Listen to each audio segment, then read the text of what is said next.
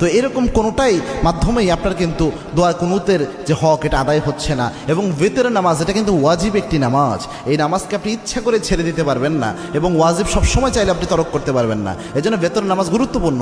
এবং কি আল্লাহর হাবিব সাল্লাল্লাহু আলাইহি ওয়াসাল্লাম বলতেন, ইন্নাল্লাহা বিতরুন ইউহিব্বুল বিতরা, আল্লাহ রাব্বুল আলামিন নিজে বেজরকে আল্লাহ রাব্বুল আলামিন নিজে ভালোবাসেন। সুবহানাল্লাহ। এবং আল্লাহর হাবিব সাল্লাল্লাহু আলাইহি ওয়াসাল্লাম সফর অবস্থায়ও প্রায় সময় চেষ্টা করতেন বেতের নামাজ যেন ছুটে না যায়। আল্লাহু আকবার। এই জন্য বেতের নামাজ মা বোন যারা রয়েছেন, বিশেষ করে আমার যুবক বাবা ভাইয়েরা যারা রয়েছেন এবং আমার বাবাজিরা যারা রয়েছেন, বেতের নামাজে আপনি দোয়া কুনুত পারছেন না, আপনি কি করবেন? প্রথম যদি আপনি দোয়া কুনুত না পারেন তাহলে আপনি যে দোয়াটা পড়বেন, রব্বানা আতিনা ফিদ দুনিয়া হাসানাহ ওয়া ফিল আখিরাতি হাসানাহ ওয়া কিনা আযাবান নার।